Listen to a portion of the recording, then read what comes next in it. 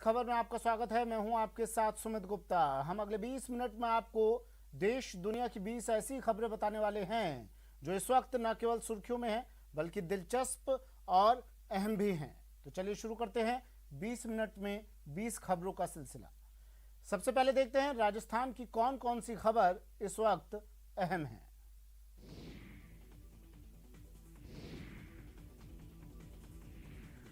दिल दहला देने वाली ये तस्वीरें 12 जिले से आई हैं, जहां इस मॉनसून सीजन में पहली बार जोरदार बारिश हुई और उसी बारिश की वजह से हाल बेहाल हो गया। बारिश के बाद 12 के कई गांवों और कस्बों में पानी भर गया है, तो नदियों में आए तेज बहाव के चलते कई रास्ते बंद हो गए हैं। 12 के छबड़ा में नाले से पानी बाहर निकल रहा है और सड़कों पर इसने अपना राज जमा लिया है। वहीं शाहाबाद की गलियों में भी भारी जल जमाव देखने को मिला है। जोरदार बारिश की वजह से बारां के नाहरगढ़ पंचायत समिति के बादीपुरा ग्राम पंचायत में स्थित तालाब की पाल से भी रिसाव हो रहा है और इस रिसाव की वजह से पास के स्कूल और गांव में पानी भर गया है। बताया जा रहा है कि इस रिसाव के चलते कुछ कच्चे घर भी गिर गए हैं। झालावाड़ में हुई झमाझम बारिश की वजह से यहां की तमाम नदियां उफान पर हैं। बताया जा रहा है कि काली सिंध, आहू, छोटी काली सिंध, परवन और चंवली नदी में इतना पानी भर गया है कि देखने वालों के होश उड़ जाएं। काली सिंध नदी में जल स्तर बढ़ने की वजह से काली सिंध बांध के 3 गेट खोलने पड़े हैं और यहां से करीब 25,000 क्यूसेक पानी की भी निकासी की जा रही है। उधर आहू नदी के जल स्तर में भी बढ़ोतरी होने से गागरीन डैम और चंवली नदी में उफान आने से चंवली डैम भी लबालब भर गया है और प्रशासन को बांध के आसपास रह रहे लोगों को अलर्ट करना पड़ा है। खबर ये भी है कि यहाँ हुई बारिश की वजह से कई रास्ते बंद हो गए हैं। जिन इलाकों के लोगों को ज्यादा परेशानी हो रही है उसमें मनोहर थाना, दांगीपुरा, आवर पगारिया, कामखेड़ा, हरनाबदा, चौमहल्ला और रावतपुरा शामिल है। खास बात यह है कि बारिश की वजह से जिला जनाना अस्पताल में भी पानी भर गया है, जिसकी वजह से यहाँ भर्ती मरीज और तीमारदार खासे परेशान हैं।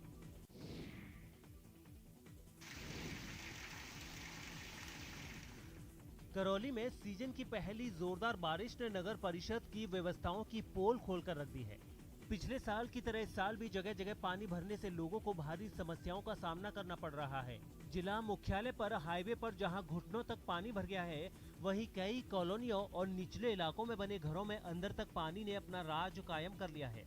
करौली से आई तस्वीरों के मुताबिक गौशाला वार्ड नंबर 51, एसपी दफ्तर रोड, रेलवे रिजर्वेशन काउंटर के सामने और गणेश नगर में पानी भर गया है। आपको बता दें कि कलेक्टर के निर्देश पर नगर परिषद ने लाखों रुपए खर्च करने के बाद कहा था कि इस बार बारिश में करौली के लोगों को जल जमाव की समस्या से दो चार नहीं होना पड़ेगा, लेकिन सारे दावों की पोल खुल गई और दावों की सड़क पानी में डूबकर रह गई है। ऐसी बारिश हुई कि जमीन तो जमीन, पानी की तेज धार मकान का बड़ा हिस्सा भी अपने साथ बहा ले गई। पानी की तेज धार से मकान का एक हिस्सा बहने वाली ये तस्वीरें अलवर के बानसूर से आई हैं। बताया जा रहा है कि सोमवार की रात हुई मूसलाधार बारिश ने ऐसा कहर बरपाया कि कई मकान इसी तरह से जमींदोज हो गए। भारी बारिश की वजह से सेन वानसूर के शाहपुर गांव में सबसे ज्यादा कहर बरपा है, जहां की ये तस्वीर है। यहाँ के लोगों का कहना है कि सोमवार रात हुई बारिश के बाद गांव के रास्तों पर नदियां बहने लगी और इसके रास्ते में जो कुछ भी आया उसे बहा ले गई। खास बात यह है कि यहाँ से पानी निकासी का कोई रास्ता नहीं है, जिसकी वजह से यहाँ के लोगों की परेशानी बढ़ गई है। ये ऐसी सड़क है जिसे सड़क कहना मजाक जैसा है, लेकिन भरतपुर के बयाना कस्बे के लोगों की किस्मत यही सड़क है जिस पर उन्हें रोजाना सफर करना पड़ता है, वो भी अपने और अपने परिवार की जिंदगी दांव पर लगाकर। यहाँ के लोगों का कहना है कि भरतपुर के बयाना में नगर पालिका की लापरवाही की वजह से कई सड़कें गड्ढे में तब्दील हो चुकी हैं और उनकी लापरवाही की वजह से रोजाना कहीं न कहीं हादसे होते रहते हैं। सड़क की ऐसी हालत और बरसात के मौसम ने यहाँ के लोगों को दहशत में ला दिया है। इन लोगों का कहना है कि बारिश में जब इन गड्ढों में पानी भर जाएगा तब उनके लिए यहाँ से गुजरना मौत को दावत देने जैसा हो जाएगा। इधर नगर पालिका चेयरमैन का कहना है कि जल्द ही इन गड्ढों को भरवाया जाएगा, लेकिन अभी बरसात के कारण कार्य नहीं कराया जा सकता है। लेकिन अब बरसात में इन गड्ढों से कितने हादसे होंगे ये अंदाजा लगाना मुश्किल लग रहा है।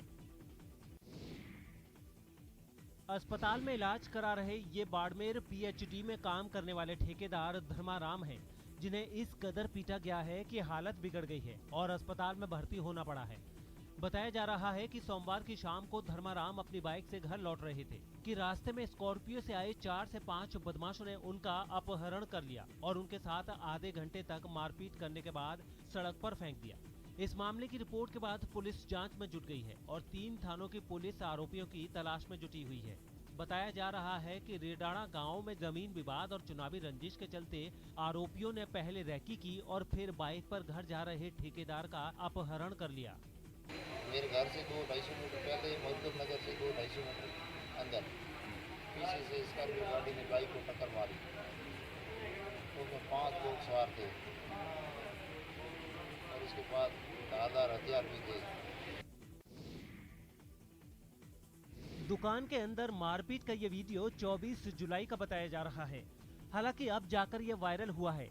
मारपीट का ये वीडियो भरतपुर से आया है, जहां कुमेहर गेट पर फूलचंद और उसके बेटे को 2 लोगों ने उनकी कार डेकोरेशन की दुकान के अंदर जबरदस्त तरीके से पिटाई कर दी थी। पीड़ित दुकानदार का कहना है कि 24 जुलाई को कपिल नाम का एक शख्स उनकी दुकान पर आया था। उसे अपनी कार के लिए कुछ सामान खरीदना था। कपिल ने अपनी कार के लिए सामान पसंद भी कर लिया था, लेकिन वो भारी डिस्काउंट की मांग करने लगा। मना करने पर पहले तो गाली दी और फिर वहां आए एक दोस्त के साथ उनकी और उनके बेटे की पिटाई कर दी। इस बारे में उन्होंने कोतवाली थाने में मामला भी दर्ज करा दिया है। वो मेरे पास आया दरवाजा लेने 550 रुपये का वैन गाड़ी का। उसके बाद वो 400 रुपये में लेने लगा मुझसे और फिर मैंने उसको वापस लौटाए पैसे कि भाई मेरा पड़ता है नहीं, मैं नहीं दे पाऊँगा तुमको। फिर उसने ज़बरदस्ती की मेरे से और ज़बरदस्ती करने के बाद बोला मैं पैसे भी ले जाऊँगा और माल भी ले जाऊँगा, तू क्या करेगा। मैंने भाई तेरी बस की होता है, ऐसे करके देख ले। उसके बाद फिर उसने फ़ोन किया अपने आदमी को, गज्जू को। कोई बात नहीं, मैंने चेतक को फ़ोन किया उस टाइम। चेतक को फ़ोन करने के बाद तो मैंने फ़ोन काट दिया। उसके बाद उसका आदमी जब जैसे ही गज्जू आ गया, उसके बाद उसने मेरे से हाथापाई करना चालू कर दिया। है जिसकी अरविंद डेकोरेशन कार कुमेहर गेट पास दुकान है, जहाँ पर कुछ झगड़ा हुआ है उनका परसों दिन 24 तारीख को, जिसमें मुकदमा दर्ज कर लिया है। जांच जारी है। कल मैं गया था, इसकी वीडियो भी रिकॉर्ड देखी, जिसकी सीडी बनवाई है। झालाना लेपर्ड सफारी की ग्रैंड सक्सेस के बाद अब राजस्थान का वन विभाग जयपुर के नाहरगढ़ अभ्यारण्य में जंगल सफारी शुरू करने जा रहा है। आपको बता दें कि पिछले 5 साल में झालाना लेपर्ड सफारी जिस तरह से इको टूरिज्म का केंद्र बनी है और वहां पैंथर की तादाद 40 से भी ज्यादा हो गई है, उसके बाद वन विभाग के लिए ये जरूरी हो गया था कि अब नाहरगढ़ के जंगल पर भी फोकस किया जाए। लिहाजा अब वन विभाग नाहरगढ़ में भी जंगल सफारी शुरू करने जा रहा है। फिलहाल नाहरगढ़ सेंचुरी में जंगल के लिए 2 जोन तैयार किए गए हैं। जोन 1 में पापड़ के हनुमान जी से माइला बाग और जोन 2 में बायोलॉजिकल पार्क से ओदीराम सागर तक के रूट का चयन किया गया है। हाल ही में जयपुर ज्वाइन करने के बाद डीसीएफ अजय चित्तौड़ा ने इन दोनों रूट्स का प्रस्ताव बनाकर सीसीएफ के जरिए मुख्य वन्यजीव प्रतिपालक तक भिजवाए थे, जिन्हें मुख्य वन्यजीव प्रतिपालक ML मीणा ने मंजूरी भी दे दी है। नाहरगढ़ बायोलॉजिकल पार्क से ओदीराम सागर के रूट पर पर्यटकों को लेपर्ड्स के साथ ही तरह तरह के पक्षी भी देखने को मिलेंगे। खास बात यह है कि इस तरफ करीब 8 से 10 लेपर्ड्स का मूवमेंट रहता है, वहीं पापड़ के हनुमान जी से लेकर माइला बाग की ओर से करीब 12 से 15 लेपर्ड्स का मूवमेंट है। राजस्थान में पहली बार चंबल में जलीय जीवों को बचाने के लिए एक खास योजना शुरू की जा रही है। नमामि गंगे योजना की तर्ज पर चंबल नदी में बेहद दुर्लभ गंगा डॉल्फिन, घड़ियाल, ऊद विलाप जैसे जीवों को बचाने के लिए ये कवायद की जा रही है। खास बात यह है कि राजस्थान की ये पहली marine wild life conservation scheme है। इस स्कीम को अमली जामा पहनाने के लिए भारतीय वन्य जीव संस्थान के विशेषज्ञों ने राजस्थान वन विभाग के साथ एक अहम वर्कशॉप भी की है। घड़ियाल की विश्व में सबसे बड़ी जो पॉपुलेशन है वो चंबल नदी में पाई जाती है और चंबल नदी की पॉपुलेशन इस गंगा बेसिन में कई नदियों में जहाँ से ये प्रजाति विलुप्त हो गई थी या कम हो गई थी, वहाँ पर यहाँ पे ले जाके इनको छोड़ा गया ताकि नई पॉपुलेशंस को बिल्डअप करा जाए। जिसमें 5 राज्य जो है शामिल है, जिसमें उत्तराखंड है, उत्तर प्रदेश है, बिहार है, झारखंड है और वेस्ट बंगाल है। ये कार्यक्रम जो है 2016 में शुरू हुआ था और इस फेज 2 में जो है जो ट्रिब्यूटरीज है उसको भी शामिल किया जा रहा है। आपको बता दें कि केंद्रीय जल शक्ति मंत्रालय और भारतीय वन्य जीव संस्थान की मदद से सालों भर बहने वाली एकमात्र नदी चंबल को बचाने के लिए सरकार ने ये योजना बनाई है। जी हां, शूटिंग रेंज का हाल देख लीजिए। ये जयपुर का वही जगतपुरा शूटिंग रेंज है जहां से 3 ओलंपियन निकले हैं। टोक्यो ओलंपिक में हिस्सा लिया है, लेकिन यहाँ प्रैक्टिस करने के लिए इलेक्ट्रॉनिक टारगेट्स की सुविधा नहीं है। हालत ये है कि यहाँ खिलाड़ी टपकती छत के बीच मैनुअल टारगेट पर निशाना लगाने को मजबूर हैं। अब जरा इस शूटिंग रेंज में प्रैक्टिस कर रहे शूटर्स की परेशानी भी सुन लीजिए। आज आप बाहर जाते हैं, वहाँ पर आपको किस तरह का निशाना साधना पड़ता है? वहाँ पे सारे इलेक्ट्रॉनिक टारगेट होते हैं और वहाँ जिनको अपन EST बोलते हैं, सो यहाँ पे काफ़ी नीड होती है उसकी, क्योंकि हमारे नेशनल्स वगैरह जो भी होते हैं वो सारे EST पे होते हैं। जो बड़े बड़े टूर्नामेंट हैं वो सारे EST पे होते हैं। यहाँ पे एक तो गर्मियों में तो अब देखो 1 घंटे ऐसी चलती है, उसके बाद में फिर 1 घंटे के बाद फिर हम गर्मियों में प्रैक्टिस करते हैं। मतलब AC बंद कर देते हैं उसके बाद? हाँ, 1-1.5 गर्मी में ही करना पड़ता है। हाँ, 1-1.5 घंटे AC चलती है। 1-1.5 घंटे AC चलाते हैं। इस शूटिंग रेंज में प्रैक्टिस करने की फीस को बढ़ाकर करीब 2 गुना कर दिया गया है, लेकिन सुविधाएं नहीं बढ़ाई गई। EST से मतलब लगी तो बच्चा कम से कम इस पे खेल के कम से कम EST पे ये तो करे कि मेरे को क्या लगा है क्या नहीं किया है मैंने, तो एक तो EST वाली सुविधा हो सके। शूटिंग रेंज में इलेक्ट्रॉनिक टारगेट के साथ बेहतर सुविधाओं का इंतजार जारी है। ऐसे में सवाल कि खिलाड़ियों को सुविधा नहीं तो कैसे आएगा मेडल। और चलिए अब देख लेते हैं कुछ अन्य राज्यों की खबरें। दिल्ली NCR के लोगों के लिए मंगलवार की सुबह की शुरुआत झमाझम बारिश के साथ हुई। हालांकि कुछ ही देर में ये बारिश परेशानी का सबब भी बनने लगी। सड़कों पर जल जमाव की वजह से ट्रैफिक की रफ्तार थम गई और दफ्तर के लिए निकलने वाले लोगों को ट्रैफिक जाम की समस्या से रूबरू होना पड़ा। धौला कुआं, मथुरा रोड समेत तमाम ऐसे कई इलाके रहे जहां सड़कों पर पानी भरने की वजह से गाड़ियों को चलने में खासी दिक्कत हुई। मौसम विभाग के मुताबिक दिल्ली और करीबी इलाकों में कुछ दिनों तक बादल डेरा डाले रहेंगे और इसकी वजह से ऐसी ही बारिश होती रहेगी। गुजरात में लगातार हुई भारी बारिश ने लोगों की मुसीबतें बढ़ा दी हैं। वहां के कई जिलों में पिछले 24 घंटों में भारी बारिश हुई, जिससे वहां बहने वाली नदियां उफान पर आ गईं और उनका पानी रिहायशी इलाकों में घुस गया। पानी बहता दिखाई दिया। ये सीढ़ियां किसी झरने की तरह नजर आने लगी। इस दौरान वहां कई सैलानी भी मौजूद थे जो किसी तरह वहां से बाहर निकले। भारी बारिश की वजह से वहां बहने वाली नदी भी उफान पर आ गई। नदी का पानी पुल के ऊपर तक पहुंचता दिखाई दिया। सैलाब का ये नजारा देख वहां मौजूद लोग भी सहम गए। निचले इलाकों में भी बारिश ने लोगों की मुश्किलें बढ़ा दी। इतना पानी बरसा कि सड़कें तालाब में तब्दील हो गईं। हर तरफ सिर्फ पानी ही पानी नजर आने लगा। कुछ यही हालात दूसरे जिलों में भी दिखाई दिए। कुछ घंटों में ही 5 से 6 इंच तक बारिश होने से बाढ़ जैसे हालात पैदा हो गए, क्योंकि इतना पानी बरसने से नदियां उफान पर आ गईं और उनका पानी किनारे तोड़कर बहने लगा। डांग जिले से जो तस्वीर सामने आई उसमें वहां बहने वाली अंबिका नदी झरने की तरह बहती दिखाई दी। सैलाब की वजह से कई इलाकों का संपर्क कट गया। लोगों को भी अलर्ट रहने के लिए कहा गया। इसी तरह जामनगर में भी भारी बारिश से हालात बिगड़ गए। वहां सैलाब के बीच एक आदमी फंस गया, जिसे किसी तरह बाहर निकाला गया। भरूच में भी भारी बारिश ने लोगों की मुसीबतें बढ़ा दी। वहां नर्मदा नदी के तेज बहाव में एक खुदाई करने वाली मशीन फंस गई। लहरें इतनी तेज थीं कि भारी भरकम मशीन भी उनके साथ बहने लगी। मशीन के साथ उसमें मौजूद ड्राइवर भी बहाव में फंस गया। बाद में किसी तरह से उसे बाहर निकाल लिया गया। जम्मू में कुछ ही देर बरसे पानी ने निचले इलाकों में बसे लोगों के आने वाले कई दिन बर्बाद करके रख दिए। वहां हुई भारी बारिश के बाद कई जगहों पर पानी भर गया, जिससे वहां के हालात बिगड़ गए। लोगों का घरों से बाहर निकलना दुभर हो गया। उनके मकानों के सामने पानी ऐसे बहता दिखा जैसे कोई नहर हो। पीछे रोड है, उस रोड से पानी मतलब नहर की तरह पानी आ रहा था यहाँ के लिए। केवल घरों के बाहर ही नहीं, अंदर के हालात भी बेहद खराब दिखाई दिए। कई लोगों के घर के अंदर पानी घुस गया, जिसके बाद उसे निकालने की जद्दोजहद शुरू हो गई। वहां से जो तस्वीरें सामने आई उनमें एक घर में घुसे पानी को उस परिवार के सदस्य बर्तनों से बाहर फेंकते नजर आए। उनके घर में मौजूद ज्यादातर सामान बारिश के पानी में गीला हो गया। उनके बेड से लेकर खाने पीने का सारा सामान खराब हो गया। नीचे उतरे तो उतरे कैसे, खाना बनाए तो बनाए कहाँ। इसी तरह शहर के दूसरे हिस्सों में भी बारिश ने कई लोगों की जिंदगी को उथल पुथल करके रख दिया। वहां के राजीव नगर इलाके में तो हालात इतने बिगड़ गए कि कई लोगों के घरों को बारिश से भारी नुकसान पहुंचा। इसकी जानकारी मिलते ही ITBP के कुछ जवान वहां पहुंचे और उन लोगों की मदद में जुट गए। जम्मू में कई सड़कें भी पानी से लबालब दिखी। हाईवे पर भी जल भराव की समस्या बन गई। ऐसे में वहां से गुजरने वाली गाड़ियों की रफ्तार कम हो गई। मध्य प्रदेश के कई शहरों में भारी बारिश ने लोगों की मुश्किलें इस कदर बढ़ा दी हैं कि उनका जीना मुहाल हो गया है।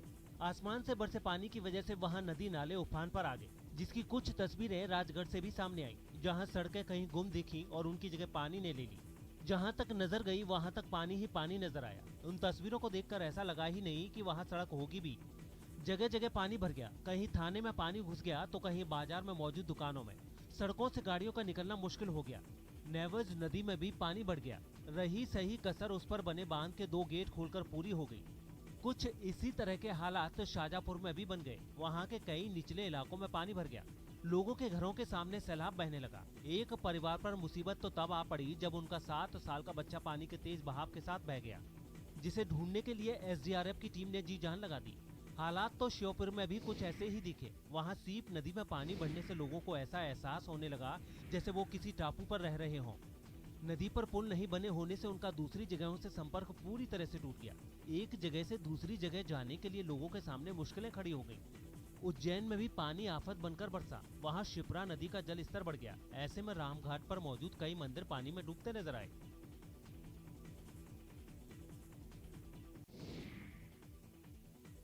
सावन के पहले ही सोमवार को उज्जैन के महाकाल मंदिर में दर्शन व्यवस्था ध्वस्त हो गई और एक साथ हजारों श्रद्धालु बैरिकेड तोड़कर मंदिर के अंदर घुस गए। इस तरह हजारों लोगों के एक साथ मंदिर के अंदर आ जाने से मंदिर परिसर में भगदड़ की स्थिति बन गई और कई लोग यहाँ वहाँ गिरते पड़ते नजर आए।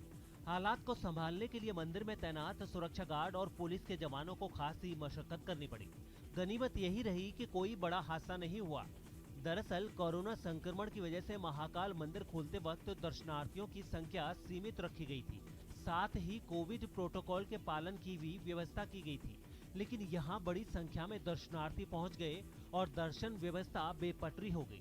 बड़ी संख्या में दर्शनार्थियों ने एक साथ मंदिर में प्रवेश करने की कोशिश शुरू कर दी, जिससे भगदड़ की स्थिति बन गई। महाराष्ट्र के पालघर से रोंगटे खड़े कर देने वाली कुछ तस्वीरें सामने आई हैं। वहां मुंबई अहमदाबाद हाईवे पर एक कार सवार पर कुछ लोगों ने हमला कर दिया। बताया गया है कि हमले से पहले उस शख्स ने उन लोगों की गाड़ी को ओवरटेक किया था, जिस पर वो भड़क गए और फिर उन्होंने अपनी गाड़ी की रफ्तार बढ़ाकर उस कार सवार की गाड़ी के आगे ले लिया। वो लोग गुस्से में इतना तमतमाए हुए थे कि एक आदमी चलती कार की खिड़की से आधा बाहर निकला और बेसबॉल स्टिक से दूसरी गाड़ी में सवार उस शख्स को धमकाने लगा। जब वो चलती गाड़ी से ऐसा नहीं कर सका तब उसने गाड़ी रुकवाई, नीचे उतरा और स्टिक से उस व्यक्ति की कार के शीशे को तोड़ डाला, जिसने उसकी गाड़ी को ओवरटेक किया था। बताया गया है कि इस हमले में उस कार में बैठा शख्स भी घायल हो गया है। महाराष्ट्र के नासिक से चौंकाने वाली कुछ तस्वीरें सामने आई हैं। वहां आपसी विवाद में एक दुकानदार ने 2 भाइयों पर जानलेवा हमला कर दिया।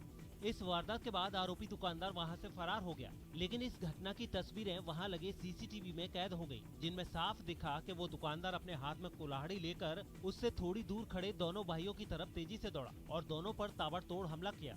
इससे पहले कि वो कुछ समझ पाते, उसने लगातार उन पर कई वार किए। उन लोगों ने भी हिम्मत नहीं हारी और वो उस पर हावी हो गए। कुछ ही देर में वहाँ भीड़ भी जुट गई, लेकिन बताया गया है कि इस हमले में दोनों भाई जख्मी हो गए। बाद में पुलिस वहाँ पहुंची, जिसे सड़क पर खून के धब्बे और एक दुकान के सामने टूटे फूटे पत्थर इधर उधर बिखरे मिले। दिल्ली के पास यूपी के गाजियाबाद से एक रोंगटे खड़े करने वाला वीडियो सामने आया है। वहां कपड़े के 3 मंजिला एक शोरूम में आग लगने से हड़कंप मच गया। बताया गया है कि शॉर्ट सर्किट की वजह से आग लगी, जिसने जल्दी ही शोरूम की ऊपरी मंजिलों को अपनी चपेट में ले लिया। सामने आई तस्वीरों में वो इमारत लपटों में घिरी नजर आई। कई फीट ऊंची लपटें देख आसपास मौजूद लोग भी सहम गए। भीड़ भाड़ वाले बाजार में हड़कंप मच गया। लोग जान बचाने के लिए भागने लगे। इमारत की ऊपरी मंजिल से आग के शोले नीचे गिरने लगे। जानकारी मिलने के बाद दमकल की गाड़ी भी वहां पहुंची और आग बुझाने की कोशिश शुरू की गई। हालांकि लपटें इतनी जबरदस्त थीं कि उन पर पानी की बौछारों का भी कोई असर होता नहीं दिखा। हालांकि काफी देर की मेहनत के बाद किसी तरह आग को बुझा लिया गया, लेकिन तब तक शोरूम में रखा सामान पूरी तरह जलकर बर्बाद हो गया। और चलिए अब देख लेते हैं अंतर्राष्ट्रीय जगत की कुछ खास खबरें। अमेरिका के कैलिफोर्निया में जंगल में लगी आग की कुछ और दिल दहला देने वाली तस्वीरें सामने आई, जिसमें जंगल का एक बड़ा हिस्सा और कई घर जलते नजर आए। पिछले कई महीनों से अमेरिका के कई जंगल आग के शोलों में धधक रहे हैं, लेकिन वहां से आई नई तस्वीरों ने तो और डरा दिया है। जंगल को तबाह करती हुई ये आग वहां के एक रिहायशी इलाके में दाखिल हो गई और फिर वहां खड़ी कई गाड़ियों को जलाकर बर्बाद कर दिया। आग का ये तांडव यहीं नहीं रुका, वहां से आई एक दूसरी तस्वीर ने तो रोंगटे खड़े कर दिए, जिसमें एक मकान आग की भयंकर लपटों में बुरी तरह से धधकता नजर आया। वहां हालात इस कदर बिगड़ गए कि धुएं की वजह से सांस लेना और कुछ भी साफ देख पाना तक मुश्किल हो गया। यही नहीं, अब तो सड़कों पर गाड़ियां दौड़ाने में भी लोगों को खतरा महसूस होने लगा है। बताया गया है कि ये विनाशकारी आग अमेरिका में अब तक 13 लाख एकड़ से भी ज्यादा इलाके में फैले जंगल को जलाकर राख कर चुकी है। इसके बाद भी इसकी भूख नहीं मिट रही और ये तेजी से जंगल को खत्म करती नजर आ रही है। बीते हफ्ते भयानक बाढ़ से बर्बादी झेलने के बाद चीन का पूर्वी तट अब तूफान के तांडव से दो चार हो रहा है। मूसलाधार बारिश, तेज हवा और बाढ़ ने वहां हालात इतने खतरनाक बना दिए हैं कि सिर ढकने वाली घर की चार दीवारी भी महफूज नहीं रही। इसलिए वहां हजारों लोगों को सुरक्षित जगहों पर पहुंचा दिया गया है ताकि मौसम की मार से कम नुकसान हो। सबसे बुरा हाल तो चीन के ज़ेजिंग प्रांत का है, जहां से ऐसी तस्वीरें सामने आई हैं कि उन्हें देखकर ही जान निकल जाए। समंदर की लहरें बलि लेने के लिए ऐसी बेताब थीं कि मदहोश होकर मचलती नजर आईं। बल्कि एक जगह तो समंदर में मची उथल-पुथल किसी मिनी सुनामी की तरह दिखी। तूफान की वजह से चीन में कई जगह जमीन का नामो निशान तक नजर नहीं आया और सड़कों ने तो सैलाब के आगे सरेंडर ही कर दिया। मौसम ने रत्ती भर रहम नहीं खाया, किसानों की साल भर की मेहनत को भी उसने चुटकी बजाते ही चट कर दिया। नतीजा ये हुआ कि हैनान की बाढ़ से लोगों को बचाने के बाद तो राहत कर्मियों को एक पल का भी चैन नहीं मिला और वो एक बार फिर मिशन पर डटे नजर आए। उन्होंने न दिन देखा न रात और बड़े बुजुर्गों को तो वो अपनी पीठ पर उठाकर सुरक्षित ठिकानों की तरफ ले जाते दिखे। सिर्फ ज़ेजिंग ही नहीं बल्कि पड़ोस में मौजूद शंघाई में भी तूफान का असर रहा। वहां समंदर की लहरें तो हिलारे मारती दिखी ही, तेज बारिश और हवा ने भी जमकर उत्पात मचाया। तूफान की वजह से वहां कई उड़ानें रद्द हो गईं और एयरपोर्ट कोई बूथहा सा नजर आने लगा। जिंग्यांसू प्रांत में भी तूफान की वजह से कहीं पेड़ गिरे तो कहीं रोड साइन सड़क पर पड़े दिखे। कुल मिलाकर चीन पर इस वक्त कुदरत का डबल अटैक हुआ है और वहां के लोग उसी प्रहार से मुश्किलों के